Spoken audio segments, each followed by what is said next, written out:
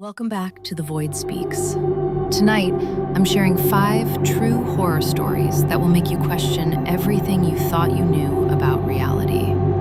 These aren't urban legends. These aren't creepypastas. These are real experiences from real people who lived to tell the tale, and some who didn't. Before we begin, I need you to do something for me. Look around your room right now. Check the corners. Check behind you. Everything looks normal, right? Good. Now remember that feeling, because by the end of this video, you'll never feel quite that safe again. Turn off the lights. Put on your headphones. Let's begin.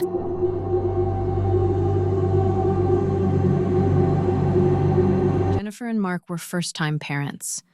Their daughter Emma was 6 months old, and like any worried parents, they spared no expense on safety. The baby monitor they bought was top of the line. Military-grade encryption, crystal-clear video, night vision, two-way audio. For the first month, everything was perfect. Then, one night, at 2:17 a.m., Jennifer woke to a sound coming from the monitor on her nightstand. At first, she thought it was static, white noise. But then she heard it clearly, a man's voice, whispering, "She's so beautiful." Jennifer's entire body went rigid. She shook Mark awake, her hand trembling as she grabbed the monitor. On the screen, Emma was sleeping peacefully in her crib, alone. The room was empty, but the voice continued. "Such a beautiful little girl. I've been watching her every single night." Mark was already moving. He burst into Emma's room so fast he nearly tore the door off its hinges. Jennifer watched it happen in real time on the monitor feed. Her husband rushing in, Emma stirring slightly but still asleep. The room completely empty. But the voice didn't stop. "You can't protect her forever, Mark. You can't even protect her now." They called 911. The police arrived within 8 minutes. They searched everything, every room, every closet, every crawl space. They checked the attic, the basement, outside the windows. Nothing. The officers examined the baby monitor. According to the manufacturer's tech support, which they called at 3 a.m., the encryption was unbreakable. There was no way someone could hack into it. No way someone could access the feed or the audio. The police left, filed a report, told them to call if anything else happened. Something else happened that same night. At 4:33 a.m., the voice came back. The officers seemed nice, especially the tall one, Officer Rodriguez. But he missed something, didn't he? He walked right past me in the hallway and didn't even notice. Jennifer felt ice water flood her veins. Officer Rodriguez had been there, had walked through their hallway. But here's what made her hands shake so badly she nearly dropped the monitor. The voice started giving them information, specific information. "Jennifer, you need to check Emma's left ear. There's an infection starting. Early stages. You won't see it yet, but it's there. Take her to Dr. Patterson tomorrow. He'll find it." They didn't sleep that night. At 8 a.m., they took Emma to their pediatrician, Dr. Patterson. He examined her carefully. "There's a slight ear infection developing," he said. "Left ear. Very early stages. Good thing you brought her in now. How did you know?" They couldn't answer. That night, they threw the monitor away, drove to a different store, bought a completely different brand, different technology, different everything. They set it up in Emma's room, went to bed. 2:17 a.m. "Did you really think that would work?" The voice was back. Same voice, same whisper. "I'm not in the monitor, Jennifer. I never was. I'm in the house. I've always been in the house. I was here before you moved in. I'll be here after you leave." They moved the next week. Didn't even pack properly. Just threw everything in boxes and left. New city, new state. New house that had just been built. No previous owners, no history. For 3 months, silence. Then Jennifer was putting Emma down for a nap. She heard it. Faint. So faint she almost missed it. "I told you I'd find you again, Jennifer." It wasn't coming from a monitor this time. It was coming from the walls. They've moved 4 times in 2 years. Different cities, different states. They even changed their names. Last week, Jennifer sent me this story. She didn't give me her real name, didn't tell me where she lives now. But at the end of her email, she wrote something that still keeps me awake at night. "It doesn't matter where we go. He always finds us. And the worst part? I'm starting to recognize his voice. I've heard it before. Before Emma was born. Before we got married. I've heard that voice my entire life. In crowds, in quiet moments. I just never paid attention until he wanted me to. He says he's been with me since I was Emma's age. He says everyone has one. He says yours is standing behind you right now."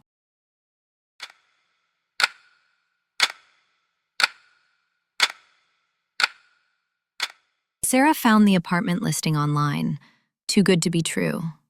Spacious 2-bedroom in a great neighborhood. Rent was half what she expected. The landlord, an older man named Mr. Chen, met her for the showing. The apartment was perfect. Hardwood floors, large windows, updated kitchen. As he handed her the keys, he said something odd. "Don't use the back staircase after 10 p.m. Sarah laughed nervously. "Is that a rule?" "It's a warning," he said. His face was completely serious. "Use the front entrance, always." For 3 weeks, Sarah followed the rule without question. Then one night she worked late, got home at 11:47 p.m. The front entrance was blocked. Someone had double-parked a moving truck. She stood there, frustrated, keys in hand. Then she looked at the back entrance. Just this once, she thought. The back stairwell was narrow, dimly lit by a single bulb that flickered every few seconds. Sarah climbed. First floor, second floor. Her apartment was on the 3rd. Between the 2nd and 3rd floor, she heard footsteps above her. She stopped. The footsteps stopped. She started climbing again. The footsteps started again, coming down, toward her. But here's what made Sarah's blood turn to ice. The building only had 3 floors. There was nowhere above her. The footsteps got closer, heavier. She could hear breathing now. Wet, labored, like someone with fluid in their lungs. Sarah ran, burst through the 3rd floor door. Her hands shook so badly she could barely get the key in the lock. Behind her, the stairwell door handle started to turn. She got inside, slammed the door, locked it, pushed a chair against it. 3 slow knocks. Then silence. The next morning, Sarah asked her neighbor, an elderly woman named Mrs. Park, about the staircase. Mrs. Park's face went white. "You used it? After 10 p.m.? Sarah nodded. "A maintenance worker fell in 1987 from the old 4th floor. They demolished it after the accident, but the staircase still goes up, and sometimes he still climbs down, looking for the floor that isn't there anymore." "What happens if you meet him?" Mrs. Park didn't answer. She just closed her door. Sarah moved out that week. The apartment is still listed online, still affordable, still vacant. Mr. Chen still gives the same warning. Most people listen.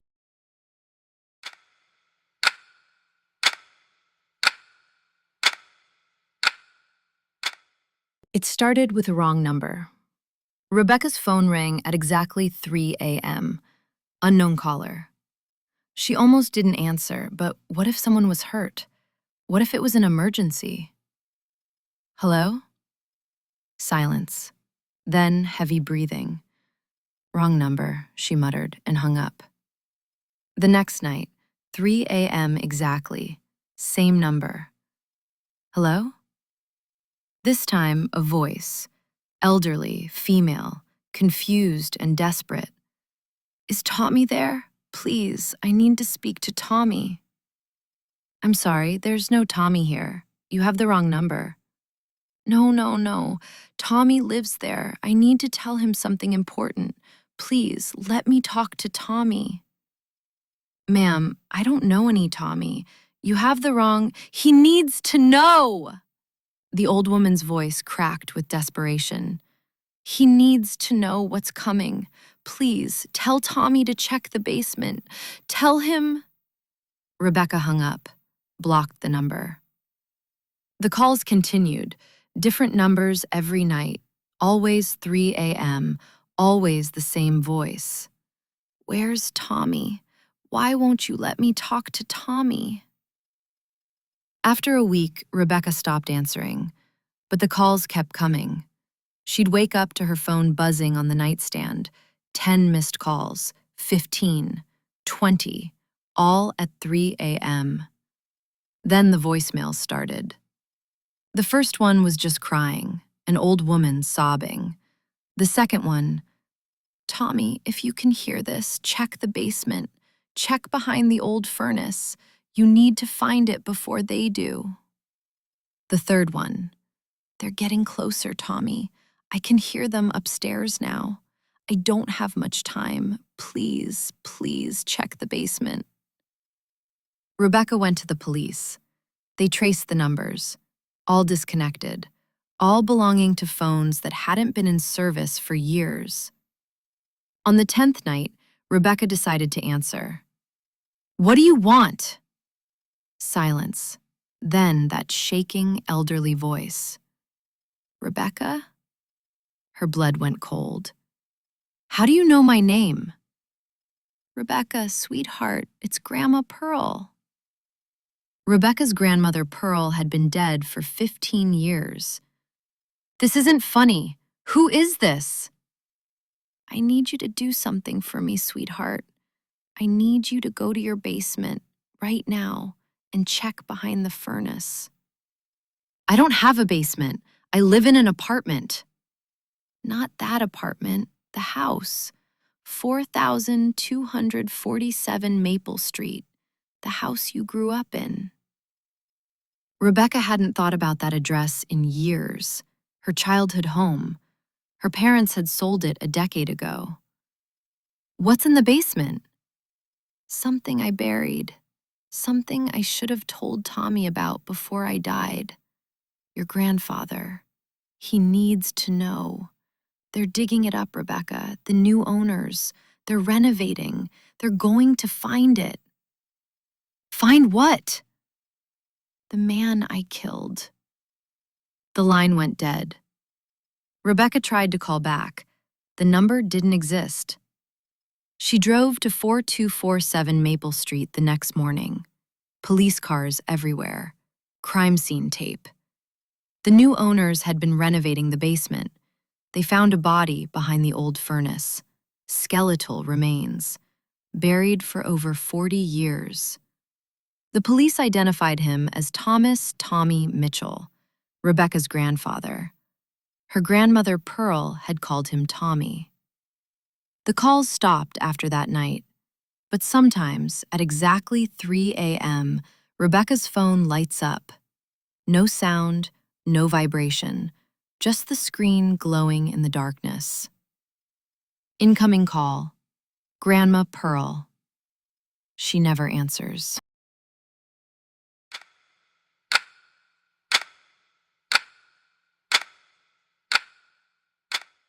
Marcus Chen was an experienced hiker, 20 years of trails under his belt. He'd summited mountains, crossed deserts, navigated forests in 6 countries. He preferred hiking alone. There was something meditative about it. Just him, nature, and silence. Last October, he decided to tackle the Blackwood Trail, a 12-mile loop through dense Pacific Northwest forest. Moderate difficulty, well marked. He'd researched it thoroughly. The parking lot was empty when he arrived at 7 a.m. Perfect. He signed the trail log, noting he was solo and expected to finish by 2 p.m. 4 miles in, he saw another hiker ahead, a man in a bright red jacket, hard to miss against the green forest. Marcus called out, "Beautiful morning!" The man didn't respond, didn't turn around, just kept walking at a steady pace. Okay, Marcus thought, some people like their solitude. But here's what started to bother him. The man stayed exactly 50 feet ahead. No matter how fast Marcus walked, the distance remained constant. And Marcus was in excellent shape. He should have been able to catch up. After an hour, Marcus decided to test something. He stopped, sat on a fallen log, drank some water. The man in the red jacket stopped too.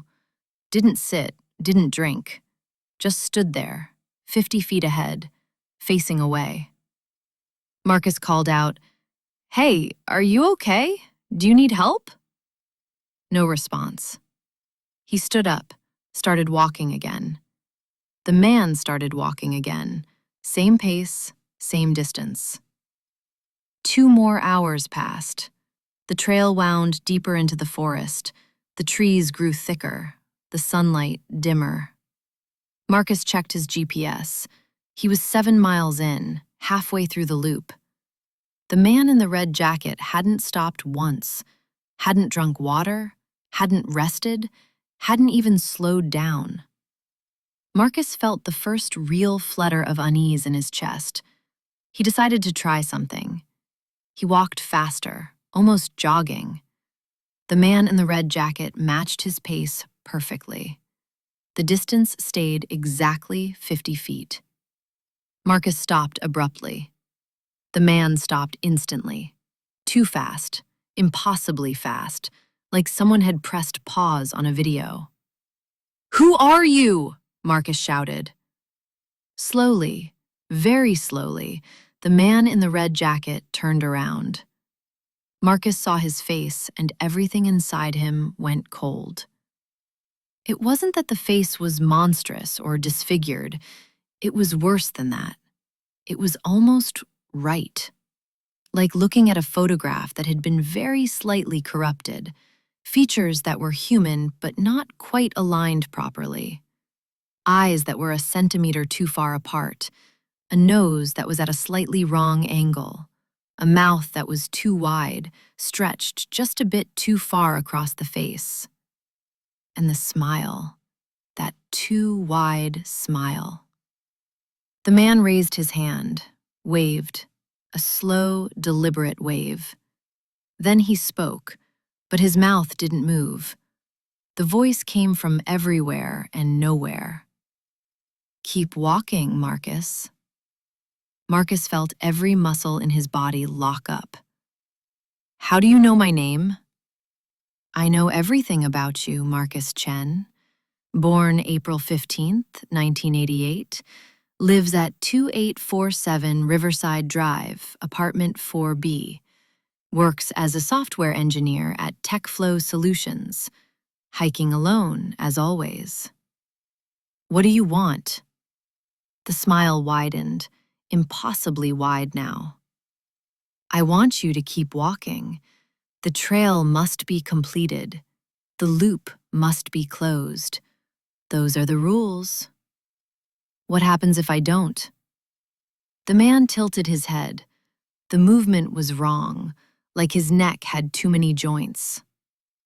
"No one leaves the Blackwood Trail early, Marcus. Everyone who enters must complete the loop. That's how it feeds." "How what feeds?" "The trail." Marcus felt reality tilt around him. He looked at the path beneath his feet. The dirt seemed to pulse, like breathing. 17 people have started this trail in the past 3 years, the man said. 17 people signed the trail log. Do you know how many finished? Marcus couldn't speak. 0. The trail log at the end is empty, but the forest is full. Marcus ran, He didn't think, didn't plan, just ran, crashed through undergrowth. Branches tore at his face and arms. Roots tried to trip him. The forest seemed to close in around him, trees shifting position, the path twisting. He ran for what felt like hours but was probably minutes. Then suddenly, impossibly, he burst out into the parking lot. His car was the only one there. It had been the only one there all day. There had been no other hiker. Marcus jumped in his car, started it with shaking hands, and drove. He didn't look back, didn't stop until he was home. That night, he couldn't sleep. Every time he closed his eyes, he saw that too wide smile, that wrong face. 3 days later, a package arrived. No return address, no shipping label, just his name written in neat cursive on brown paper. Inside was a single photograph. It showed Marcus on the Blackwood Trail, shot from behind, perfectly in focus. And standing next to him, also perfectly in focus, was a man in a red jacket. Marcus's hands shook as he turned the photo over. Written on the back in that same neat cursive, "The loop remains open. We'll finish our hike."